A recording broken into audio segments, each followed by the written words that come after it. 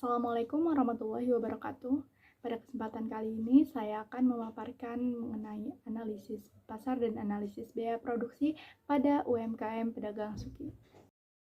Sebelum masuk ke pembahasan, di sini saya akan memperkenalkan diri terlebih dahulu.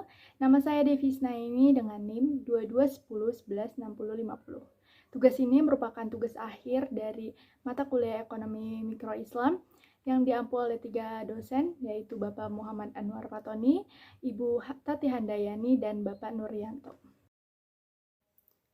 Pertama, kita masuk ke pendahuluan.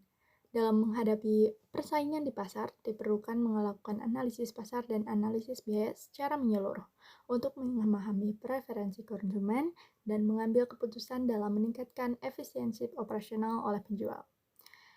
Dalam pendahuluan ini merupakan latar belakang saya melakukan analisis. Kita akan menganalisis pasar dan biaya pada pedagang suki. Baik, sebelum masuk ke pembahasan analisis, di sini saya akan memaparkan sedikit tentang informasi usaha yang akan kita analisis. Di sini nama pedagang UMKM yaitu Bapak Firman, jenis makanan yang dijual yaitu suki. Untuk yang belum tahu, suki itu merupakan makanan khas Jepang yang kemudian dimodifikasi oleh Bapak Firman menjadi rasa yang lebih lokal dan harga yang lebih terjangkau. Menurut informasi, Pak Firman mulai berjualan pada tahun 2021 hingga saat ini. Jadi sudah sekitar 3 tahun. Pak Firman sendiri berjualan itu di depan Indomaret Jalan Kol Ahmad Syam. Sekarang kita masuk ke pembahasan. Di pembahasan kali ini saya akan memaparkan 3 poin analisis. Yang pertama, analisis pasar, analisis harga, dan yang terakhir, analisis biaya produksi pada UMKM pedagang suki. Baik, pertama saya akan memaparkan analisis pasarnya terlebih dahulu. Berdasarkan analisis pasar ini, produk yang dijual Pak Firman berupa makanan suki itu tergolong dalam kategori pasar monopolistik, di mana ciri-ciri pasar monopolistik itu sendiri yaitu pasar dengan banyaknya penjual dengan produk yang heterogen atau cenderung mirip, tetapi memiliki ciri khasnya sendiri, yang mana makanan suki Pak Firman ini memiliki cita rasa yang berbeda dibanding dengan pedagang-pedagang suki yang lain. Sekarang kita masuk ke analisis harga. Karena tergolong ke dalam pasar monopolistik, usaha Pak Firman ini tentunya dipengaruhi oleh harga pasar. Jika harga bahan baku suki naik, maka tentunya harga suki itu sendiri akan naik. Dan jika harga suki naik, maka peminatnya akan menurun. Dan sebaliknya, jika harga sukinya itu turun, maka akan mendapatkan lebih banyak peminat. Sekarang kita masuk ke analisis terakhir, yaitu analisis biaya produksi. Di analisis biaya produksi ini, yang pertama ada fixed cost atau biaya tetap. Yang termasuk fixed cost itu sendiri adalah biaya yang tidak akan berubah ketika bisnis itu sedang meningkat maupun menurun. Yang termasuk ke dalam biaya tetap, salah satunya adalah penyusutan aset. Di sini saya menggunakan penyusutan aset tetap metode garis lurus, yang rumusnya yaitu biaya perolehan aset dikurang nilai residu atau nilai sisa, kemudian dibagi umur ekonomis. Dalam analisis usaha ini, Pak Firman memiliki beberapa aset yang sudah saya cantumkan di layar. Yang pertama itu ada gerobak. Di sampingnya terdapat keterangan bahwa harga beli gerobak pertama itu 2.300.000, masa penggunaan itu sekitar 8 tahun, dan tidak ada keterangan nilai residu, maka nilai residu di sini dianggap 0. Sekarang saya jelaskan perhitungan penyusutan salah satu aset Pak Firman, yaitu gerobak. Biaya perolehan gerobaknya ini 2.300.000, kemudian dikurang nilai residu yaitu 0, kemudian dibagi umur ekonomis 8 tahun. Karena kita akan menghitung penyusutan per bulan, maka 8 tahun ini dijadikan 96 bulan, maka hasilnya itu sekitar Rp23.958 penyusutan per bulannya. Kemudian perhitungannya juga sama ya untuk aset-aset lainnya. Di sini terdapat total biaya penyusutan aset keseluruhan yaitu Rp641.731.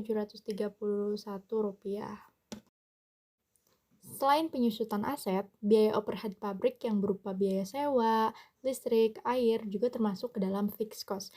Menurut Pak Firman, dalam sebulan ia membayar Rp700.000, sudah termasuk sewa tempat, listrik, serta air.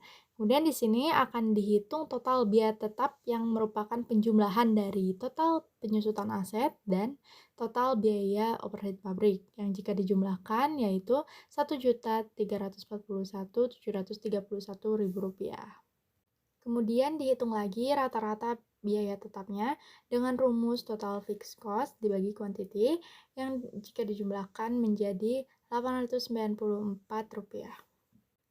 Sekarang kita masuk ke biaya produksi selanjutnya, yaitu variable cost. Variable cost ini sendiri merupakan biaya yang totalnya itu berubah-ubah. Akan meningkat jika terjadi peningkatan penjualan dan akan menurun jika terjadi penurunan penjualan.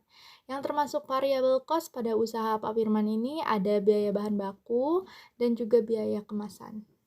Pak Firman sendiri membeli bahan baku untuk suki itu setiap hari. Jadi Pak Firman akan ke pasar untuk membeli jamur enoki, crab stick, bakso salmon, bakso daging, dan lain-lain. Dan juga bumbu-bumbu seperti bawang putih, bawang bombay, jahe, dan lainnya. Yang jika ditotalkan Pak Firman mengeluarkan biaya untuk bahan baku itu sekitar Rp392.500.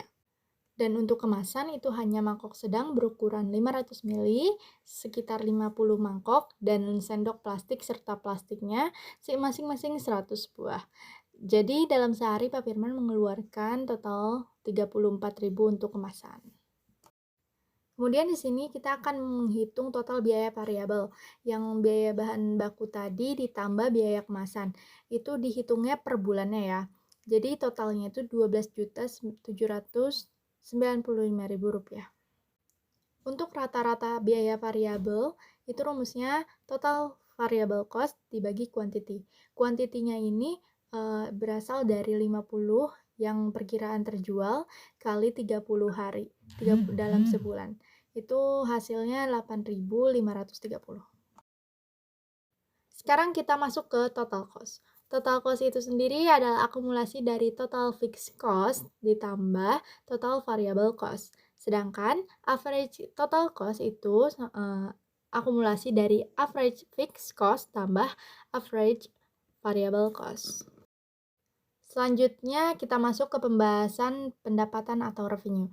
Di sini kita mencari total revenue per hari dari usaha makanan suki Pak Firman dengan menggunakan rumus price kali quantity, di mana price per porsinya itu sebesar Rp15.000 dan quantity yang terjual kita ambil rata-ratanya 50 piece per hari.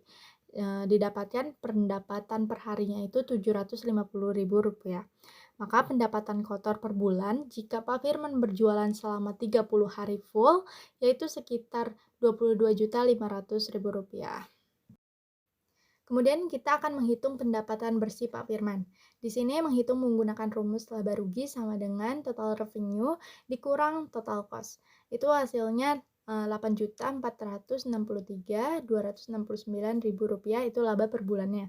Jadi Pak Firman ini mendapatkan keuntungan bersih per bulan dari hasil penjualan suki itu sekitar 8 jutaan. Oke, kita masuk ke bagian terakhir. Dapat disimpulkan bahwa Pak Firman ini dengan usaha makanan suki tersebut memiliki potensi yang baik untuk menghasilkan keuntungan dan produk suki ini tergolong ke dalam pasar monopolistik yang memiliki persaingan yang lumayan ketat sehingga butuh inovasi yang dilakukan agar produk ini memiliki ciri khasnya sendiri. Kemudian berdasarkan perhitungan biaya produksi pada UMKM pedagang suki, dapat disimpulkan juga bahwa pendapatan bersihnya itu sekitar 8 jutaan jika sehari terjual 50 piece suki dan berjualan 30 hari full. Baik, sekian pemaparan analisis pasar dan analisis biaya produksi yang saya sampaikan.